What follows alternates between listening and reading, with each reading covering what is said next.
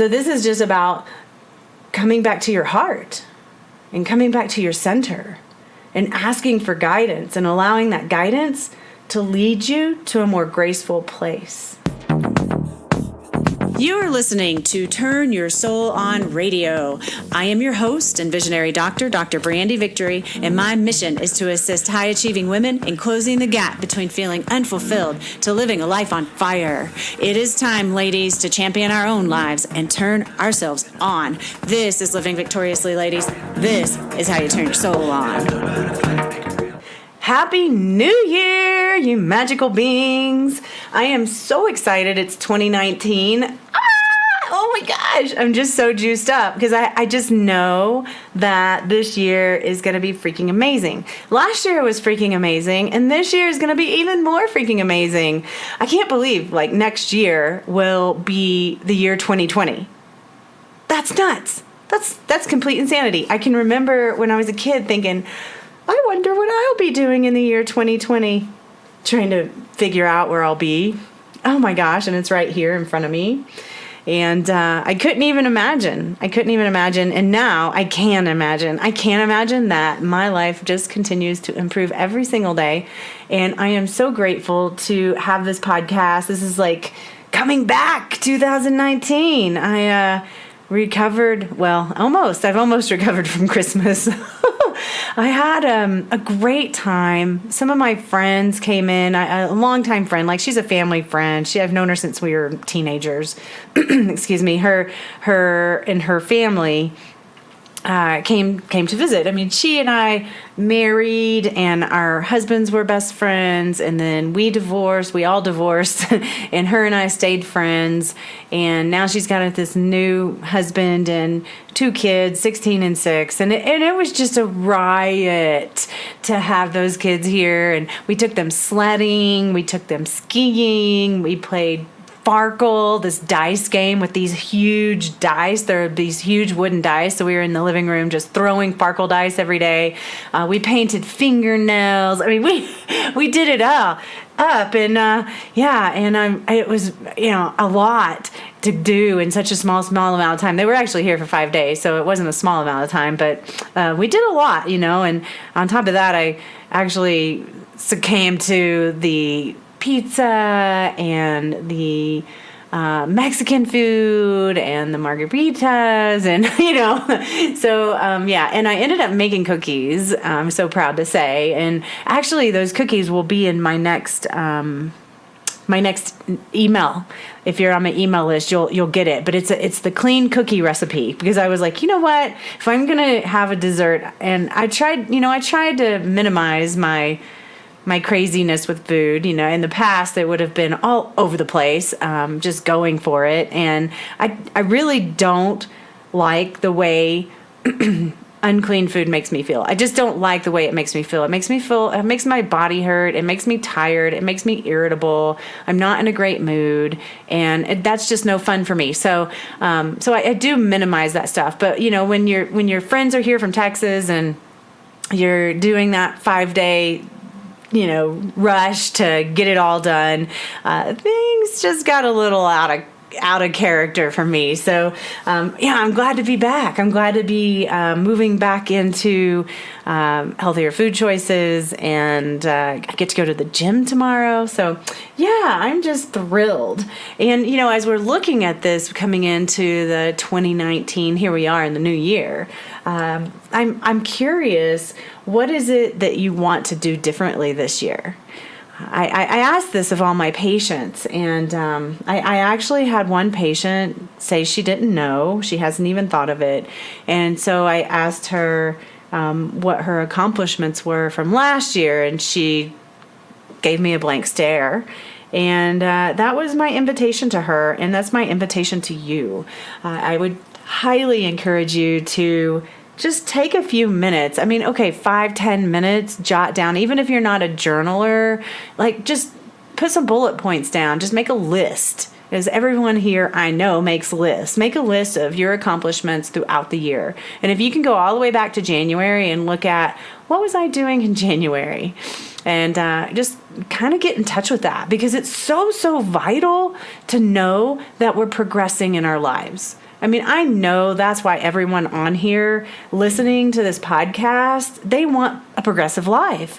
And if we're not willing to recognize the progress in our lives, then you're never going to recognize that you have a progressive life. Like, it just won't happen, because the stories that you tell yourself are what you create. So personally, I really want to embody more of what my coach offers me. You know, she's got this pizzazz that lives through her, and she's constantly allowing so much powerful wisdom to come through her, and she shares it all the time. Like, it is amazing. I'm like, wow, how does she do that? You know, I want to be like her. That is my goal, is to be able to allow more positive vibes and powerful wisdom and goodness to emulate.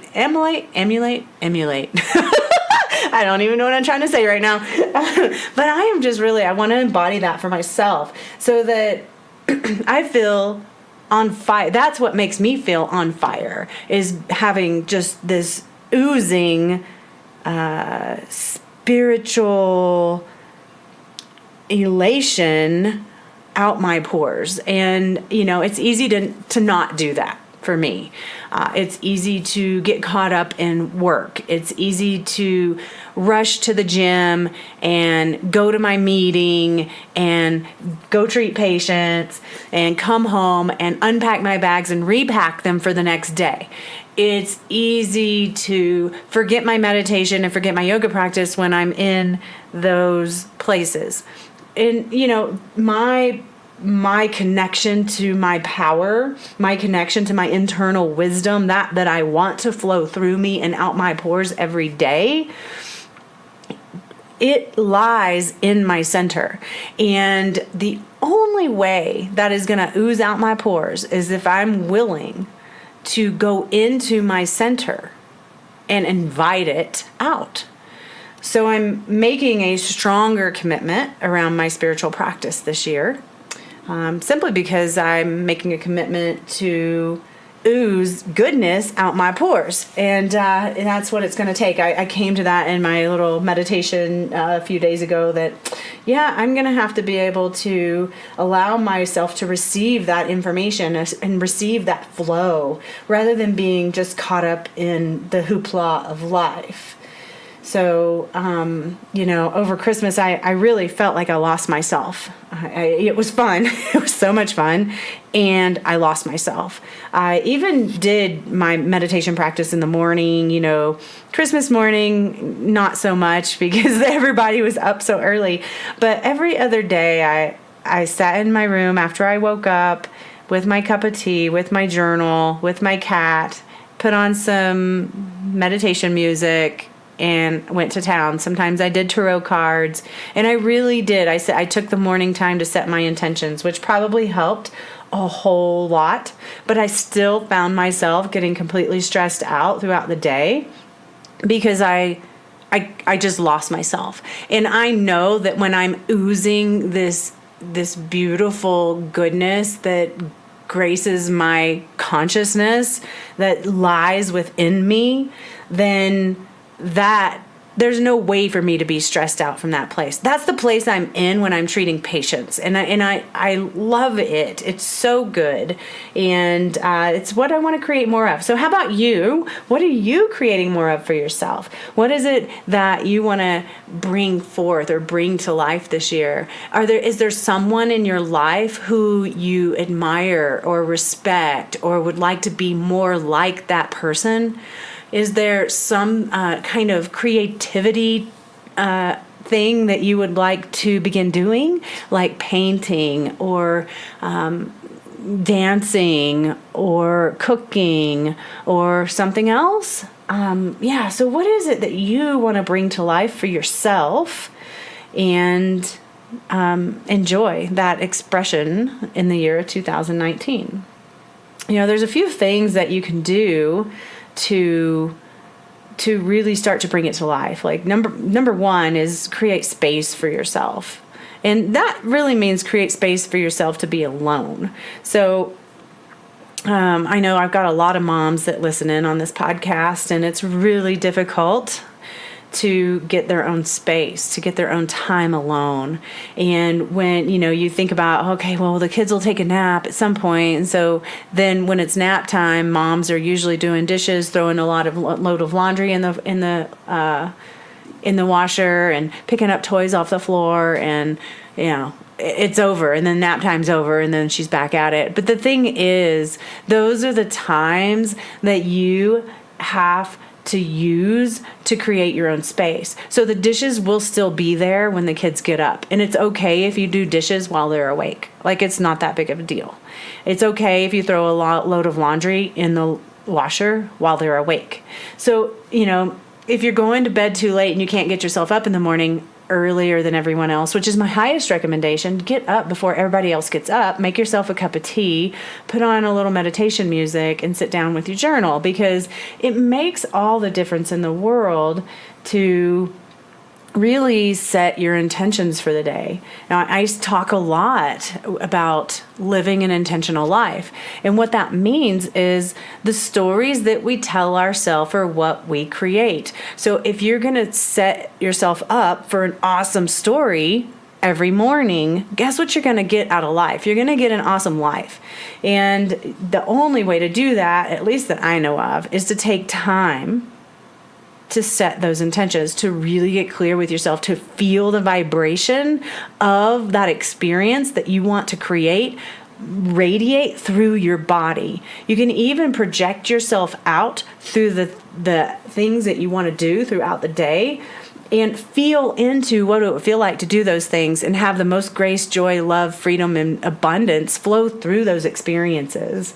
I think I recently just talked about that because I was inviting everyone to do that during their Christmas extravaganzas, because it is easy to lose ourselves. And even though, I did that, I did that in the morning, every morning, set my intentions, and, I'm absolutely sure it made a difference in my life. If I wasn't doing that, who knows what would happen if I hadn't have done that. Yeah. So sit down, give yourself space, set your intentions, be clear about it. Think about what it feels like to have that experience unfold in front of your eyes. And then just let it be. So in order to receive it, you've got to be willing to recognize when it shows up. You've got to be open to allowing yourself to have that for yourself. So I know, I'll just kind of go back to my moms. I know there's a lot of moms, and they're taking care of everything. They're taking care of the kids. They're taking care of the laundry. They're taking care of the dishes. They're taking care of taking people everywhere they need to go, and all the stuff that they're going to do. And what happens is they get into this pattern of just kind of being a controller, because they're controlling the whole situation of what's going on in the home and outside the home. And it can lead to some freakishness around control. And then what happens is they get freaky because they're freaked out because they want to have control. And then they get upset when the kids freak out and start doing crazy stuff. And then everybody gets lost in this vortex, and they're feeding off one another, but so unaware that everything is an expression and reflection of you. So if there's craziness going on, don't even try to tell yourself that you can't change it, because you can. That it's all you. And if you truly want to change it, you have to carve out a new way of being. You have to set your intentions every day to help create the life you desire. And once you get clear, you want to write it down. And writing it down is a way to make it more concrete. So we have a thought. Thoughts are energy. Energy can manifest into form, but if we want to quicken that process, writing it down puts it out to the universe like a purchase order, and then you have a better, quicker, more potent way of manifesting these things and allowing yourself to receive it. The other thing you want to do is you want to contemplate how you want to show up or respond, not react, because that's what a lot of times happens when we have set an intention and it doesn't go the way we want it. we just get reactive because this is our pattern, right? So think about how you want to respond to your moments, whether it be kids or work, cleaning house, food, diet, exercise, whatever it is that's in front of you when things don't go according to plan. So we all know that setting intentions is great. And we also know that it's not just about us. Life happens. Other people have other agendas. And we all will at some point get caught up and lose touch with our plan. And even more importantly, lose touch with ourselves. And that's where the real juice is. I had just had a patient today, and she's working on losing weight, and she has some friends that are actually going to get surgery, like the lap band surgery or something like that, for their weight loss. And so she was asking me my opinion of stuff like that. And my response to her was, more power to them if it works for them. But my experience is that most people that I meet that have had those kinds of surgeries, it doesn't work for, or it fails at some point. And the reality is, excess weight is a symptom of a deeper problem. So, if you're going to go try to do an external fix for excess weight that has a deep internal problem, you're probably not going to get there. You're probably not going to get there. In order for true healing to happen, we have to address the deep internal root cause. And that might be a nutritional problem, or it might be an emotional problem. And that's mostly what I see. And usually there's a combination of both. And sometimes there's actual physical problem going on. But with weight loss, not so much. It's usually emotionally based. And then the emotions cause them to eat certain things that cause their health to decline. And then they can't really absorb their nutrients. So I do micronutrient testing to see where people's micronutrients are in their body, so we know how to replenish them. And then But it takes all of that. It takes addressing the emotions. It takes addressing the nutrition. And healing happens when you resolve the inner root cause. So when it comes to, quote unquote, being in control, your highest is to control yourself. Is to control that which is inside of you. Control your own space. So it doesn't mean having to have everything organized, cleans, kids in their bedroom doing homework, whatever the story is, you're trying to make them all do. If you kind of come back to your own space and you go, where am I? Where's my center? And how can I be in control of my own self?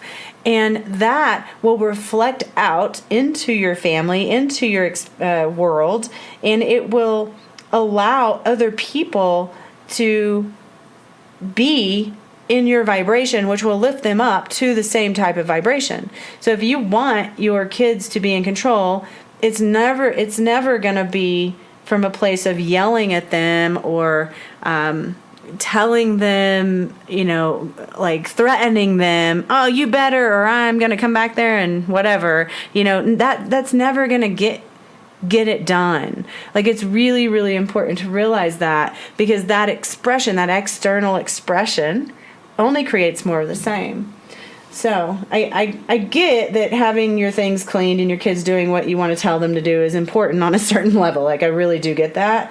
But inevitably, it'll all break down, and you'll find yourself angry, upset, and in turmoil because nothing's going as planned and everything seems out of control. And then you go to drinking or smoking or doing whatever you can so that you just can have some peace. But your true peace will only come when you can create your own inner peace. All right? So this is just about coming back to your heart and coming back to your center and asking for guidance and allowing that guidance to lead you to a more graceful place. And yeah, it takes practice. I'm certainly not, I haven't mastered this one yet either, okay? I do my best, I really do, and every day gets better and better. And I strive to live a graceful life.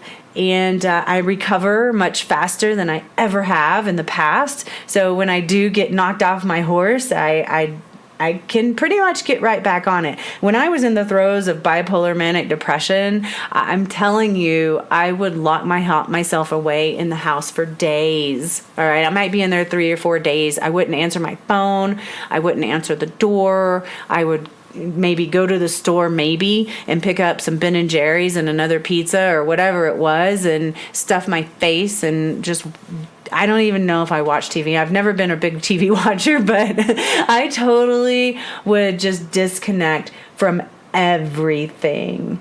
So, it's, allowing grace into your life does definitely take practice. But when you set your intention and allow it to be, and feel the experience of how you want it to be, then it sets the stage and you begin to program yourself so that it becomes your natural state. Getting knocked down happens, okay? But it happens less and less as you practice these things. And your recovery happens quicker every day because that's your intention. I was talking to a patient earlier today, and the primary thing that comes up with most people is judgment around their actions if they feel like they've not stayed, quote unquote, on course. And I so know that experience, and especially coming from a background of having an eating disorder and obsessive compulsive disorder of food and bulimia and all the stuff. So I really, really get it. So we talked about how a baby, when they're trying to learn how to walk, they get up on their feet and they fall down. And then they get back up on their feet and they fall down again. And maybe they take a step or two and then they fall down again. And the falling down is so necessary for them to learn how to gain balance on their feet. Like, falling down is part of the process. And when we can actually realize that, we don't have to continue to give up on ourselves, because that's usually what happens at some point is we give up and then we go on a binge and then we feel bad about it and we continue to binge and then sometimes have to cry our way out of that. And finally we'll have the courage to get control again, and we start logging our food and counting our macros and all the stuff that's very constrictive around the flow in our life. And then all this judgment wells up when we fall off again, and then we feel like we're a failure. And honestly, it doesn't have to be that way. It doesn't matter what you're trying to do. If you make a choice to, let's just say you're trying to lose weight and you've decided to eat, 30% carbohydrates and that's all, and you eat 50 or more, that was your choice. It was your total conscious choice to eat that food. And so if you're going to eat that food consciously, don't get caught up in the victimization of the experience. You can create yourself to be a victim, but you don't really have any right to do that when you make a conscious choice to step outside of the paradigm or box that you've been in. And just because you step outside of it doesn't mean anything about you. It doesn't mean you're bad. It doesn't mean you're good. It doesn't mean people love you or hate you. It doesn't mean anything other than whatever you decide to assign to it. So just let that go and just know that getting knocked down is part of the process. So you're going to get knocked down, all right? But regardless, it's time that you just stand up for yourself. So that may mean going to bed earlier. That may mean getting up earlier before everyone else. That may mean taking time to do your spiritual practice, your meditation, your breath work, your exercise while the kids are asleep. That may mean not buying sugary crap foods and having them at home. And this is really just about creating boundaries for yourself and for others. And if somebody is giving you a hard time about that, you do it anyway, because this is really about you and you standing up for yourself and you standing up for family and the people that you serve. Because when you do that, people will start to see that you're serious, and then they have a better opportunity in their lives to create some more grace as well. You'll be a better parent, you'll be a better lover, you'll be a better boss, you'll be a better teacher, you'll be a better whatever it is that you're doing in your day-to-day. The other thing that you can do that I feel is so vital is make it a practice to enjoy what's happening right in front of you. So for me, one of my favorite things is to sit down in the floor and work when I'm working from home, and have my cat come curl up beside me. And then at some point, inevitably, she starts to clean herself. And the vibration of her little body moving, and the way her tongue sounds moving across her fur, and the way her toes spread, and the little pink paws underneath. I mean, all of it is just so wonderful to me. I love it so much. Or like in the mornings, I go out to get firewood. Sometimes, usually Roger does it, but I do it sometimes. And like I went out this morning, and I opened the garage because I have to walk around the front of the cars to get over to the wood. And it snowed yesterday, so it was beautiful. It was still dark outside. It was probably like 5:15 or something. And the snow was still glistening. And I looked up, and the sky was so clear. There were so many stars, and it was stars just galore with this sparkly snow on the ground. So beautiful. So beautiful. Yeah, and so just drinking that kind of thing in, if I'm speaking of drinking, if I'm drinking tea, I really enjoy the warmth of the mug. I really enjoy the scent of the tea. I actually really enjoy looking at the color of my tea. I'm very weird about that. Like I love green tea, but I don't love green tea unless I'm drinking it out of a mug that's light colored on the inside, because I can't see the color. So it's just important, right? It's all these sensual things that we can actually dive into on a moment-to-moment basis that enlivens our life. Even if you're doing dishes, you can really enjoy the warmth of the water or the smell of the soap.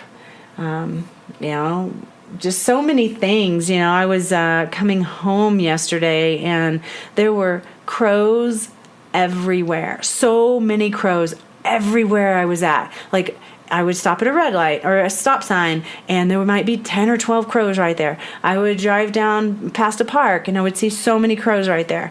And this is unusual. So I'm like, wow, look at all these crows. And I'm just admiring how big they are, and how they kind of play with each other, and how they're like insistent, and they get what they want. They have their needs met. And I really believe that there is magic all around us, and that we're often being given information and guidance, and I look everywhere for it. I know I've spoken about noticing the patterns of my patients, having patients that come in, every patient, 5 patients in a row had low back pain. Oh, what's that about? Well, they all their low back pain was tending to not feeling supported. Oh, wow, where is it in my life that I'm not feeling supported? Okay, interesting, right? So I look everywhere, and when I saw these crows, I was just amazed at how many there were, so it really grabbed my attention. And when something grabs my attention like that, I was like, oh, yeah, for sure. There's some kind of information there for me. And I often look up spirit animal totems, because I wonder what that information is. And so I use nature quite a bit to receive information. And when I looked up crows, and I'll actually put a link to the spirit animal website that I look this stuff up at. It's really, I love it. It's great. But beyond, crows are spirit guides, believe it or not. And they are the archetype of the trickster. So, one of the things is when you look at that, it's becoming aware of deceiving appearances. I don't really feel like I have any of that in my life right now, but I do believe that there's a lot of magic in my life right now, and the crow is associated with magic. He's also associated with the power to manipulate physical appearances. So shape-shifting, shamans use crow for shape-shifting, and they're like found everywhere. So it's another indication that magic is found everywhere. The other thing I really love about crow is that they build nests in tall trees, and they see things from a higher perspective. So I really feel like Spirit is talking to me about being able to shapeshift into what it is I want to create this year, and that with this evolution, I'm seeing things from a higher perspective is going to help me create that as well. The crow also is black, obviously, with some blue tints, and it represents the void or the onset of creation. So this is a powerful, deep inner transformation, creative force that clearly I'm at the beginning of. So I love reminding myself of these things, and I highly encourage you to do the same. So look to everything for guidance. Again, everything is a reflection of everything. So, as a matter of fact, I am going to start reading tarot on my Turn Your Soul On Facebook page. So if you're not on the Facebook page and you would like me to read tarot with you, bring it on. Come join us. I'm trying to figure out how I'm going to do this. I've never done it, but I think what I'm going to do is I'm going to pull tarot for the group, because we're all reflections of each other. And if people have specific questions, then I can pull specific cards for that particular person. I think that's how that go. I don't know. If you have if you have experience in this and you have some feedback for me, I would love it, because I would like to figure out how to do this. But anyway, I'm looking really forward to it, because we can also use the tarot to get our guidance, right? So, I love it. So anyway, I hope you're having a fabulous new year. And I hope that you're leaving 2018 behind with a sense of joy, a sense of peace, and a sense of accomplishment. I heard way too many people saying, "Oh, I'm so glad 2018's over. Bring on 2019." And honestly, Roger and I were actually talking about it, and the people who say that every single year. I'm so ready for this to be over with. And if we're constantly ready for it to be over with, we're not living a fulfilling life. So anyway, do what you do. Turn yourself on, and I will speak with you at another time. Mwah. Thank you for tuning in to another awesome episode of Turn Your Soul On Radio. If you're enjoying the show and it's making a difference in your life, I'd be super grateful if you'd head on over to iTunes and leave a heartfelt review, which tremendously helps the growth of the show. Feel free to leave any suggestions or questions in your review, or you can shoot us an email at admin@drbrandyvictory.com. I also would like to invite you to become a deeper part of the Turn Your Soul On Radio community, which you can do by joining our private Facebook group, Turn Your Soul On. I'll leave a link in the show notes for you. Thank you so much for being here today, and I'll talk to you next time. Have a fantastic day. This podcast is for information purposes only. Dr. Brandy Victory is not a medical doctor, and the views and statements expressed on this podcast are not medical advice. This podcast, including Dr. Brandy Victory and the producers, disclaim responsibility from any possible adverse effects from the use of information contained herein. Opinions of guests are their own, and this podcast does not endorse or accept responsibility for statements made by guests. This podcast does not make any representations or warranties about guest qualifications or credibility. This podcast may contain paid endorsements and advertisements for products or services. Individuals on this podcast may have a direct or indirect financial interest in products or services referred to herein. If you think you have a medical problem, consult a licensed physician.